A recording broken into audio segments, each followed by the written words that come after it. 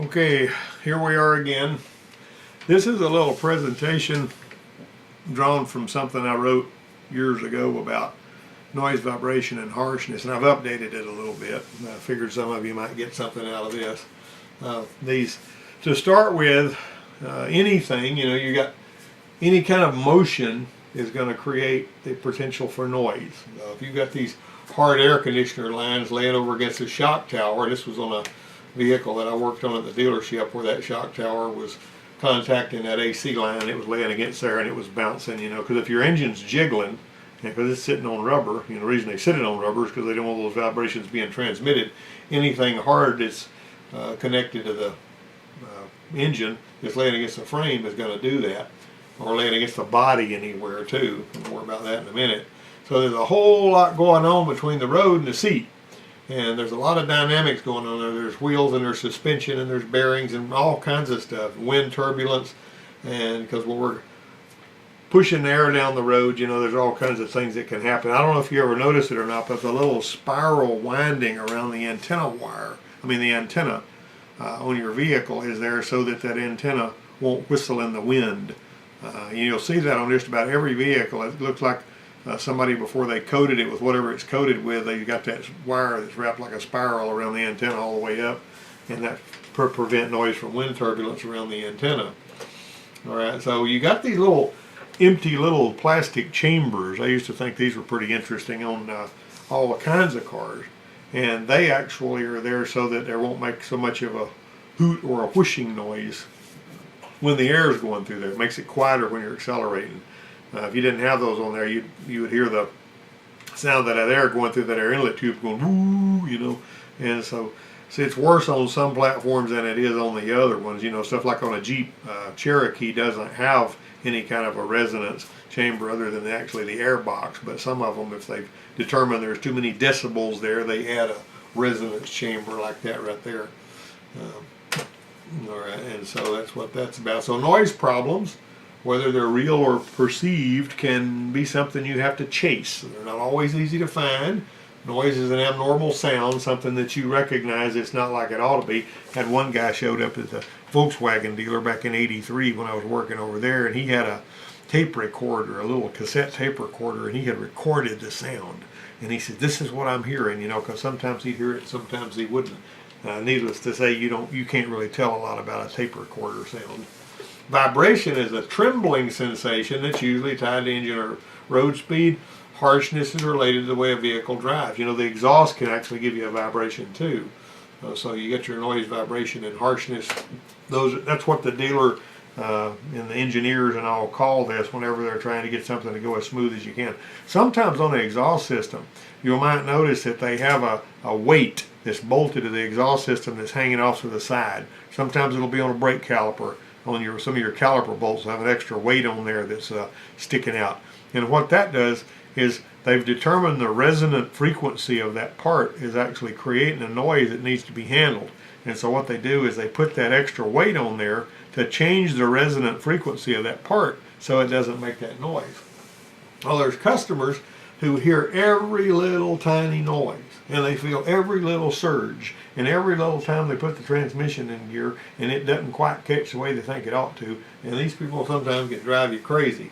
Whenever I was working on carburetors for so many years, I ran into a lot of problems with people.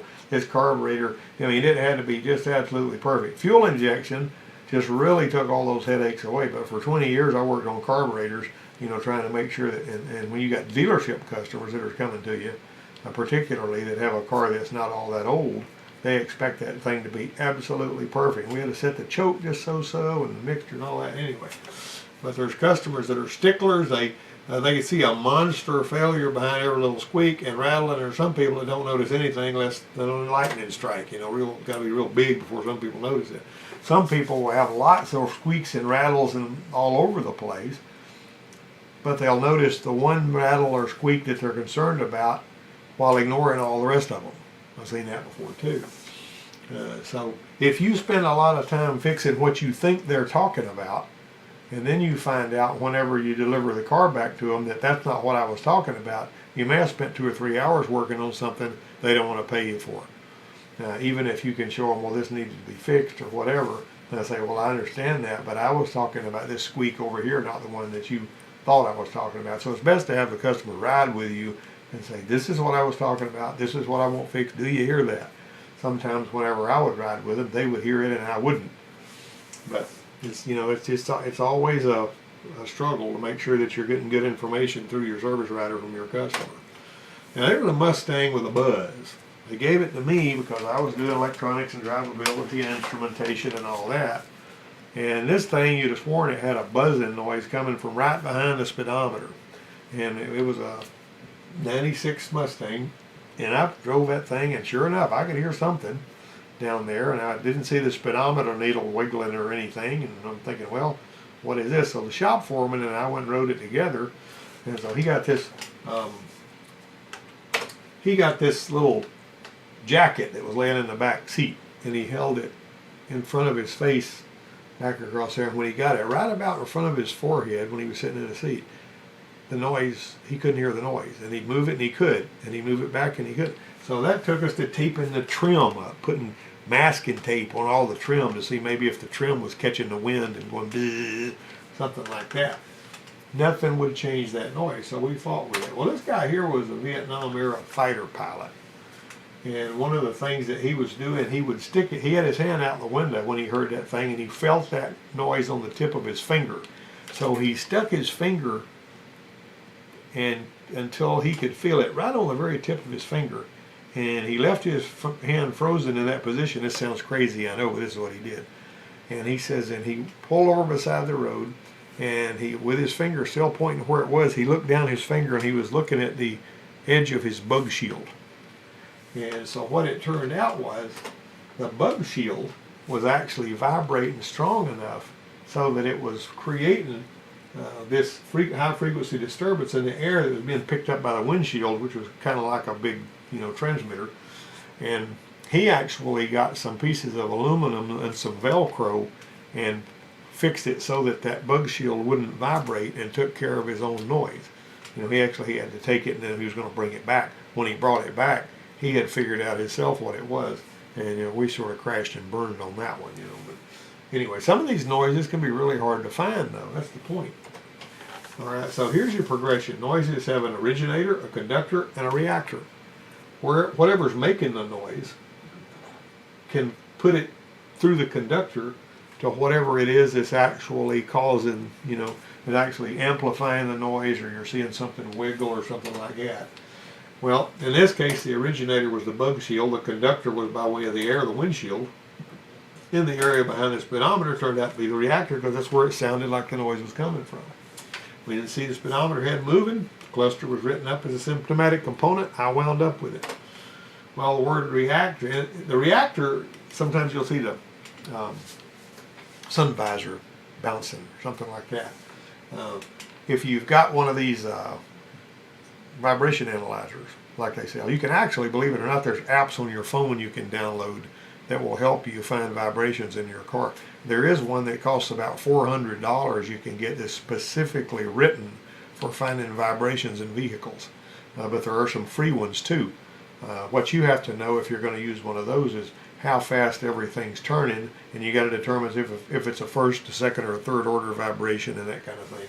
And if you see a frequency that's like 3 times what the speed of the wheels is, or if it's the same as a drive shaft, or based on whether it's a V6 or a V8 engine or a 4-cylinder engine, you know, the exhaust can be, and so on and so on. There's just all kinds of stuff that goes with vibrations here. But anyway, the steering wheel, the sun visor, the seat, you know. One of the chief reasons a braided ground strap, though, is used between the engine and the body, besides the necessary flexibility of the conductor when the engine torques, is the fact that stiff and thick copper wire carries noise and vibration so well. I had seen some of these motorhomes, and these motorhomes would have a thick piece of wire that was grounding the engine to the frame, and that wasn't so much as creating a vibration as whenever the engine would torque, it kept bending that lug on the end of that wire until it broke it. And when that wire broke and the engine wasn't grounded to the frame anymore, whenever you would accelerate, the temperature gauge would go up like a speedometer, and then when you slow down, it would go back down. It was a crazy thing. But that's why you see these braided straps and all that.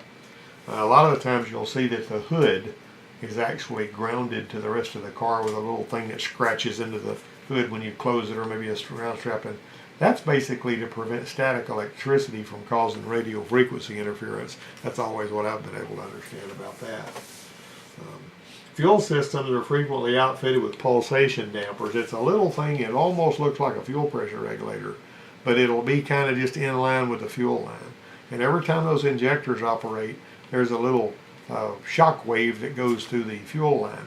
And you don't want that bouncing against the bottom of the car, creating noise, and all. The pulsation damper is actually a little accumulator of sorts. It's got a diaphragm and a spring in it. It's almost like a vacuum hose going to them. But the interesting thing about this kind of pulsation damper here on some of these Hondas and these Toyotas is you can pop that cap off of there. There's a screw in the middle of that. And whenever you turn on the key, you don't turn that screw or anything, but you watch that screw. And when you turn the key on, if that screw moves, you have about 40 pounds of fuel pressure. Now, it could be water in there, but the simple fact is, with just a glance with your flashlight, when somebody switches on the key, if you've got that plastic cap pulled off of there so you can see that screw, you'll see that you have fuel pressure without even needing to put a fuel pressure gauge on it. Now, that doesn't mean that you don't have to get a fuel sample or something. But anyway, just thought I'd throw that in there for no charge. This was something that used to happen on my Jeep Cherokee. Whenever somebody changed the oil in it, they would push that canister purge solenoid over there under that air conditioner pipe. And you know those canister purge solenoids on these Chrysler vehicles go dat, dat, dat, dat, dat, dat, dat, dat, dat. And that thing would sound for all in the world like a doggone engine knock being translated through this firewall into the, and it was pretty scary the first time I heard it. And then when I got out and I got to investigate it, this had been shoved over there, and that happened. That seems to happen after somebody does an oil change, because this thing's mounted on rubber for the very reason you don't want that sound being transmitted. And when it was trapped under this pipe, it would get transmitted into the body of the car, and then it makes it, sound like there's more wrong than there is. It's pretty scary to listen to if you have any idea that you might have an engine knock anyway. Well, here's a side note. You got dry steering stops on some of these cars. Whenever you turn the wheel, this goes against there. If somebody's turning the wheel and they go over a bump, and this right here is dry, it'll go when you're going over a bump. So what you want to do if you're under there just doing regular maintenance on a vehicle, you take a little grease on your finger and you smear it right here, and that way whenever this touches, it won't squeak up and down. That way it keeps people from being alarmed because they think something's coming apart. All right.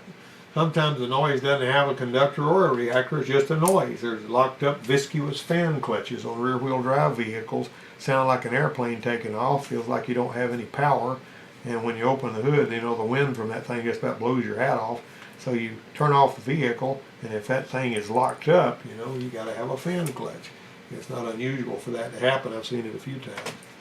All right, this 2000 Monte Carlo came to us one day with this whining noise. He paid for a transmission overhaul, had a lifetime warranty on that, thought there might be something wrong with that. But when we drove it, it didn't sound like something like a planetary gear set or anything like that. So what we did there, under the hood, the noise was really strong in the accessory drive belt area. When we pull the serpentine belt, the noise was gone. That's a really good test. Whenever you pull a serpentine belt, if the noise is gone when you start it up, you switch it off and you feel of all the bearings and you see if any of them are flopping or any of them are making noise when you spin them. You can typically find that. And what we found was the AC clutch bearing. You can buy one of those for $17, if you know where to get it at. And we put a bearing in there and took care of this whole problem. We didn't have to do a really expensive repair on that one. So if you think the noise is in the pelt and pulley area, remove the belt and spin all the pulleys.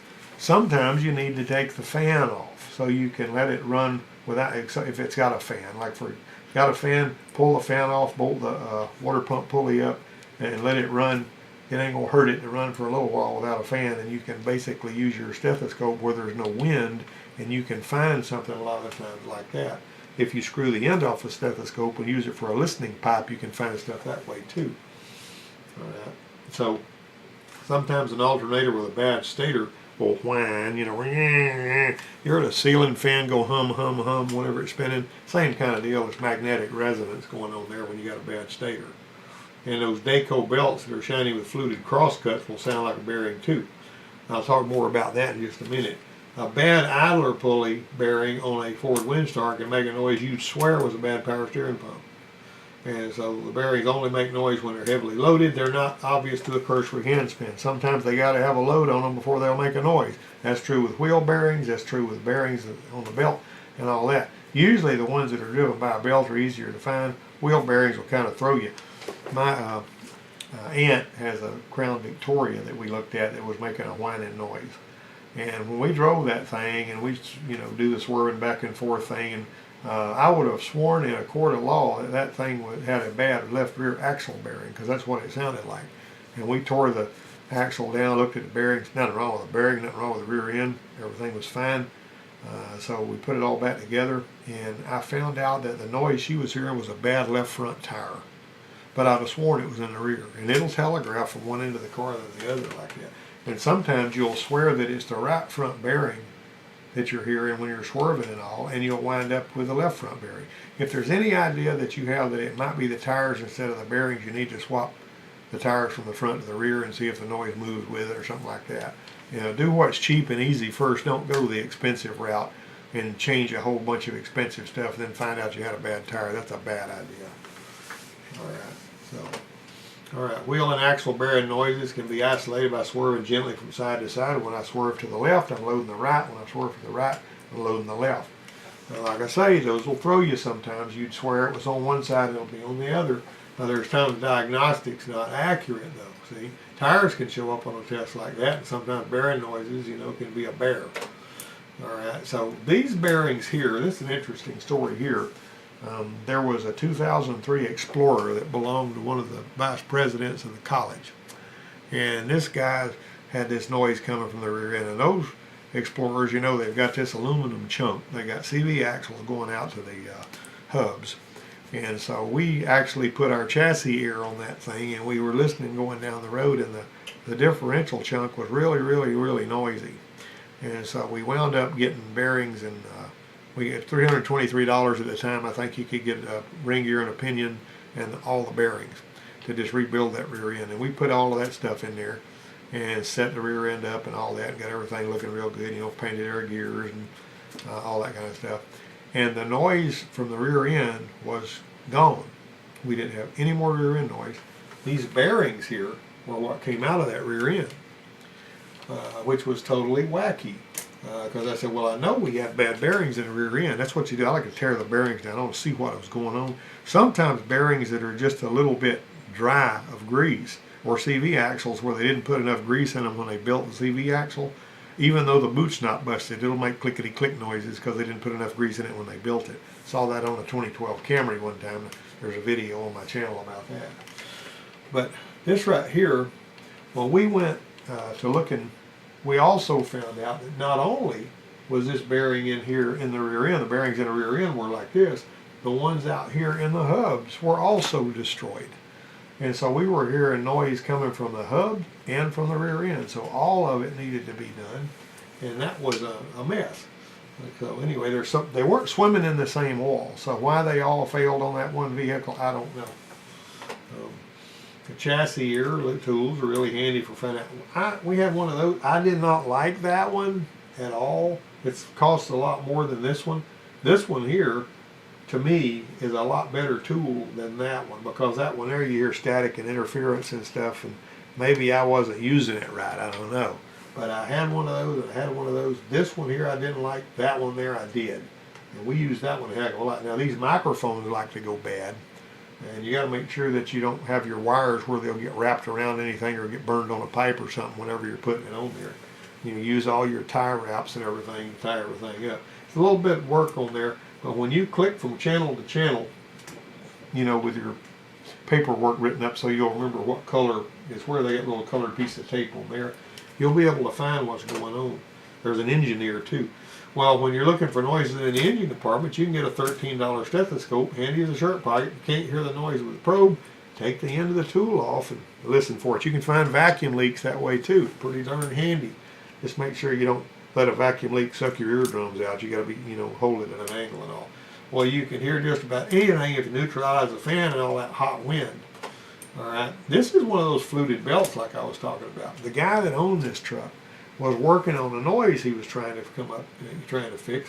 He put an alternator and a belt on it, and he had a horrible noise still. He put a tensioner on it. He still had a horrible noise. He brought it to us, and I took the fan off, and I listened to it, and it was making a heck of a lot of noise, like right here and right here. And then when I looked at the belt, it was a strange belt. Now, Dayco used to make these, but they don't make them anymore. None of the Dayco belts look like this, but occasionally you might have an old vehicle that's got a belt like this. The only thing that was wrong with that vehicle was the belt. After that, I saw that same kind of belt make noise on several other ones that people were replacing all kinds of bearings and stuff on. That thing will make a whining noise. It sounds just like a bearing. I don't know why it does that, but it does. But anyway, like I say, I don't think Dayco makes that anymore, but that's what that one looked like. So anyway, that belt's also really shiny, which is unusual for a new belt. AutoZone at the time, you know, when I wrote that article, said this was the new belt. It's an American-made belt. But we got a Gates belt. They're kind of fuzzy looking, you know, and they're not shiny like that. It didn't make any noise at all, even with the old tensioner. All right, there was a whistling noise I saw on this new Ford Ranger. These guys were working on this new vehicle. This guy was getting ready to buy it at the dealership. And every time you hit the gas, he'd go, he'd whistle. And they were listening around, and they've replaced the throttle body gasket and all kinds of stuff, trying to figure out what was wrong with it. And I walked by there and I grabbed a piece of heater hose and I was listening while they were doing it, and I found this thing here was split, and right there in the brake booster, and they put one of those on there and took care of that whole problem and nothing flat. The used new car manager saw me go by there and figure out what was wrong with that. The next day he bought my dinner. But anyway, the manager at the city garage beat himself up working on what sounded like a rumbling bearing noise on a nearly brand new Crown Victoria. And this was right after 9/11, when everybody had American flags everywhere on their police cars and all. And he worked on that thing, and it turned out the guy had an American flag on one of his radio antennas, and it was carrying down through there where all of the VCRs and stuff were. And that whenever he was driving down the road, that flag was just, you know, causing that antenna to resonate and all kinds of. He worked on that thing for a week because of a flag that was on the antenna. Well, I spent a lot of time trying to determine why a 2000 Jeep was making a heavy scrubbing sound during turns. It would go away the brake supply. That was just a noisy set of brake pads. There was nothing else wrong. Sometimes it's fairly easy. Sometimes if the brake pads don't cost that much, it doesn't hurt to just throw another set on there and see what that does.